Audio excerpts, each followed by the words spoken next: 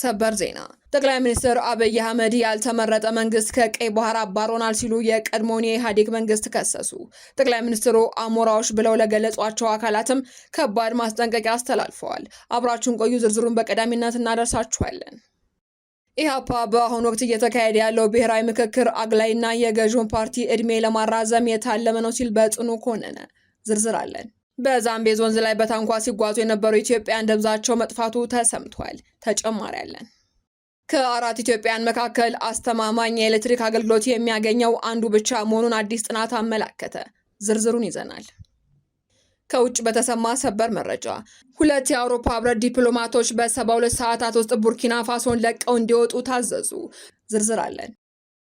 እስራኤል ኢራን ጥቃት የምትሰነዝር ከሆነ ወሳኝ ጥቃት እንደምትሰነዝር አስጠነቀቀች።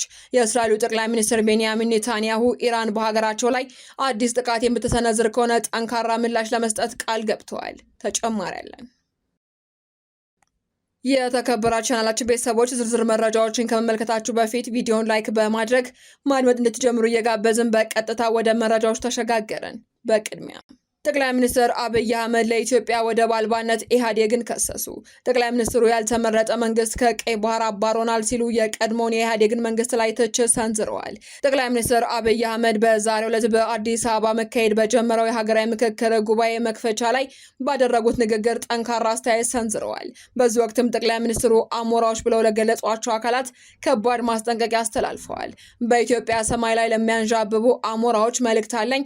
ከብቱን መርጠን የምንገዛው እኛንን፣ የቅርጫውን ባለቤት የምንወስነው እኛንን፣ የተረፈንን የማንፈልግ ካልሆነ በቀር የትኛውም አሞራ በጉልበት ከየትኛውም የቅርጫ መደብ ላይ 1 ኪሎ ስጋ መውሰድ እንደማይችል ላረጋግጥላችሁ እፈልጋለሁ ብለዋል።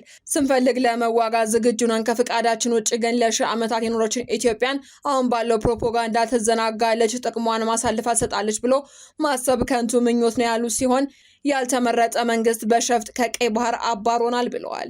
ኢትዮጵያ ለዘመናት ያስከበረችውን ቀይ ባህር ያልተመረጠ መንግስት በሸፍጥ የጂኦግራፊ እስረኛ ያደረገበት ምክንያት በውስጣችን ያለ ስንፍና እንጂ የኢትዮጵያን መሻትና ጥቅም ማስቆም የሚችል ኃይል ስለነበረ አይደለም ሲሉም ጠቅላይ ሚኒስትር አብይ አህመድ በሀገራዊ ምክክር ጉባኤ መክፈቻ ላይ ጠንካራ ትችት ሰንዝረዋል።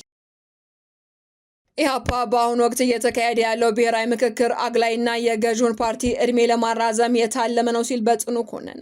የኢትዮጵያ ህዝባዊ አብዮታዊ ፓርቲ ኢህአፓ በአሁኑ ወቅት በሀገሪቱ እየተካሄደ ያለው የብሔራዊ ምክክር ሂደት እውነተኛና ሁሉን አቀፍ ባለመሆኑ ሀገሪቱን ከገባችበት ዘርፈ ብዙ ቀውስ ሊያስወጣት እንደማይችል ገልጿል። ፓርቲው ዛሬ ባወጣው መግለጫ ምክክሩ የሀገርን ችግር ለመፍታት ሳይሆን የከሸፈውን የብልጽግና ፓርቲ ፖለቲካዊ ቅቡልነት ለማደስ የተዘጋጀ መድረክ ነው ሲልም ወቅሷል። ኢህአፓ ታሪክ ራሱን እንዳይደግም አግላይ ምክክር ሳይሆን ሁሉን አቀፍ ብሔራዊ መግባባት ይቅደም ሲልም በሰየመው መግለጫ ኢትዮጵያ በአሁኑ ወቅት በከባድ የፖለቲካ የምጣኔ ሀብትና የማህበራዊ ቀውሶች ውስጥ እንደምትገኝ አመላክቷል።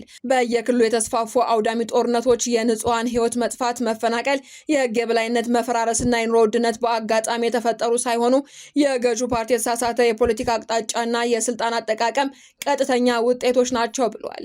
ፓርቲው ቀደም ሲል በ2016 ዓ.ም ከብሔራዊ ምክክር ሂደቱ በይፋ የራቀበትን ምክንያት ሲያስረዳም ሂደቱ ገለልተኛና ታማኝነት አለመሆኑን፣ ከመንግስት ፍላጎት ውጪ ራሱን መምራት እንደማይችልና የህዝብ መሰረታዊ የፖለቲካ ጥያቄዎች የመፍታት ፈቃድም ሆነ እቅድ እንዳልነበረው በመገንዘብ እንደነበርም አስታውሷል። ዛሬ ላይ በሀገሪቱ የታዩት ተጨባጭ ሁኔታዎች ያን ያቀረባቸውን ስጋቶች ትክክለኛ መሆኑን ማረጋገጫዎች ናቸው ሲልም አክሏል። በአንድ በኩል የፖለቲካ ምህዳርን እያጠበቡ እውነተኛ ተቃዋሚ ድምጾችን እያፈኑ፣ በሌላ በኩል ብሔራዊ ምክክር በሚል ስም ራሳቸውን የሰላም መፍትሄ ባለቤት አድርገው ለማቅረብ መሞከር የለየለት ፖለቲካዊ ተቃርኖ መሆኑን የጠቀሰው መግለጫው ቀውሱን የፈጠረው ኃይል በፍጹም ቀውሱን የሚፈታ ኃይል ሊሆን እንደማይችልና ችግሩን የፈጠረው አገዛዝ ራሱን እንደ መፍትሄ ለማቅረብ የሚያደርገው ጥረት የሀገሪቱን ቀውስ ከመጎተት ባለፈ ሌላ ውጤት እንደማያመጣ አስታውቋል። እንደ ኢህአፓ ገለጻ እውነተኛ ምክክር ለመጀመር የፖለቲካ እስረኞችን መፍታት፣ ጦርነቶችን በአስቸኳይ መቆም፣ የሀሳብ ነጻነት መከበር፣ ሁሉም የፖለቲካ ኃይሎች በእኩልነት መሳተፍና ሂደቱ ሙሉ በሙሉ ከገዢው ፓርቲ ተጽዕኖ ነጻ መሆን ይኖርበታል ብሏል። እነዚህ መሰረታዊ ቅድመ ሁኔታዎች ሳይሟሉ የሚደረግ ምክክር ውጤቱ አስቀድሞ የተወሰነ የአንድ ግለሰብና ቡድን የፖለቲካ ትርኢት እንጂ የሀገር መፍትሄ ሊሆን እንደማይችልም በመግለጫው አስረድቷል። በዛምቤዝ ወንዝ ላይ በደረሰ አሰቃቂ አደጋ 10 ኢትዮጵያውያን ሰምጠው ሕይወታቸው ሳያልፍ እንዳልቀረ ተገለጸ። በዛምቢያና ቦትስዋና ድንበር አቅራቢያ በዛምቤዝ ወንዝ ላይ በታንኳ ሲጓዙ የነበሩ 10 ኢትዮጵያውያን ሳይሰምጡ እንዳልቀሩ የዛምቢያ ፖሊስና የኢሚግሬሽን መስሪያ ቤት አስታውቋል። አደጋው የደረሰው ሰኞ ምሽት 15 ኢትዮጵያውያን በህገወጥ መንገድ ድንበር ለመሻገር ሲሞክሩ ታንኳዋ በመገልበጧ ነው ሲልም ሉሳካ ታይምስ ዘግቧል። ከአደጋው በህይወት ከተረፉት 5 ሰዎች መካከልም 2 እርዳታ ለመጠየቅ ወደ አንድ መንደር መጥተው ነበር ተብሏል። የዛምቢያ ልዩ የባህር ኃይልና የነፍስ አድን ቡድኖች በወንዙ ላይ ሰፊ ፍለጋ እያደረጉ ቢሆንም እስካሁን የተገኘ ምንም አይነት አስክሬን የለም ተብሏል። ባለስልጣናት የአካባቢው ማህበረሰብ መሰል የሰዎች ዝውውር እንቅስቃሴዎችን ለፖሊስ እንዲጠቁሙ አሳስቧል። ከ4 ኢትዮጵያውያን መካከል አስተማማኝ የኤሌክትሪክ አገልግሎት የሚያገኘው አንዱ ብቻ መሆኑን አዲስ ጥናት አመላከተ። ኢትዮጵያ በኤሌክትሪክ ኃይል ማመንጨትና በኃይል ማስተላለፊያ መስመሮች ዝርጋታ ላይ ለዓመታት ከፍተኛ መዋዕለ ንዋይ ብታፈሰም ከ4 ኢትዮጵያውያን መካከል አስተማማኝ የኤሌክትሪክ አገልግሎት ማግኘት የሚችለው አንዱ ብቻ መሆኑን የገጠሩ ማህበረሰብ በተመጣጠነ መልኩ ተጠቃሚ እንዳልሆነ አዲስ የወጣ የአፍሮ ባዮሜትሪክ ጥናት አመላክቷል። እንደ አውሮፓውያን አቆጣጠር ከግንቦት እስከ ሰኔ 2023 ባለው ጊዜ ውስጥ 2400 ሰዎችን በማነጋገር የተጠናቀረው የአፍሮ ባዮሜትሪክ ጥናት እንደሚያሳየው ምንም እንኳ ግማሽ ያሉ የኢትዮጵያ ሕዝብ ሀገር አቀፍ የኃይል መስመር ዝርጋታ በደረሰባቸው አካባቢዎች የሚኖር ቢሆንም የኤሌክትሪክ አገልግሎት ተጠቃሚ የሆኑ አባወራዎች 43% ብቻ ናቸው ብሏል። ከዚህም በላይ አብዛኛውን ጊዜ ወይንም ሁል ጊዜ አስተማማኝ የኤሌክትሪክ ኃይል የሚያገኙት 26% የሚሆኑ ዜጎች ብቻ መሆናቸውንም ጥናቱ አክሏል። ከውጭ በተሰማ ሰበር መረጃ 2 የአውሮፓ ህብረት ዲፕሎማቶች በ72 ሰዓታት ውስጥ ቡርኪና ፋሶን ለቀው እንዲወጡ ታዘዙ። ትዕዛዙ የአውሮፓ ህብረት ልዑካን ቡድን ምክትል ኃላፊና የፖለቲካ ፕሬስና መረጃ ክፍል ኃላፊ እንዲሁም የአውሮፓ ህብረት የፕሮግራም ኦፊሰርን የሚመለከት ነው ተብሏል። ይሁን እንጂ የቡርኪና ፋሶ መንግስት እስካሁን ለውሳኔው ይፋዊ ምክንያት አልሰጠም ተብሏል። ከትዕዛዙ ቀደም ብሎ የአውሮፓ ህብረት አምባሳደርና የልዑካን ቡድኑ ኃላፊ ሰኔ 14 ቀን በቡርኪና ፋሶ የውጭ ጉዳይ ሚኒስትር ጠርተው ነበር ተብሏል። አምባሳደሩ የአውሮፓ ፓርላማ ሀገሪቱ ላይ ያስተላለፈውን የሰብአዊ መብት ጥሰት ውሳኔ ጠላታዊና የውስጣዊ ጉዳይ ጣልቃ ገብነት በማለትም በግንኙነት ወቅት ገልጸውታል ነው የተባለው። ቡርኪና ፋሶ በሰኔ ወር ከፈረንሳይ ጋር ሙሉ በሙሉ ዲፕሎማሲያዊ ግንኙነቷን ያቋረጠች ሲሆን የፈረንሳይ ዲፕሎማቶችን በሐምሌ ወር መጀመሪያ ሀገሪቱን ለቀው ወጥተዋል ሲልም የዘገበው ስፑትኒክ ነው።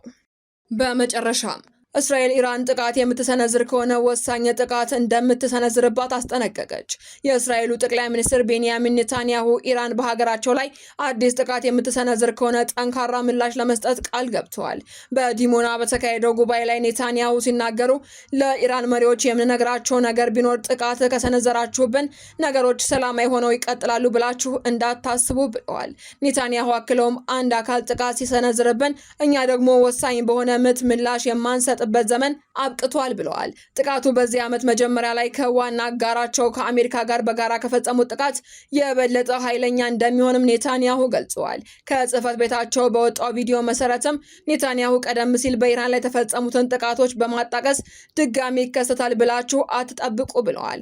ምክንያቱም ድጋሚ ተመሳሳይ ነገር አይሆንም፣ ቀድሞውንም ቢሆን በራሱ በቂ ኃይል ነበረው። ይህ ግን የተለየና እጅግ የላቀ ኃይል ያለው ክስተት ይሆናል ሲሉም አስጠንቅቀዋል። መረጃዎቻችን አበቃን። በሰላም ቆዩን።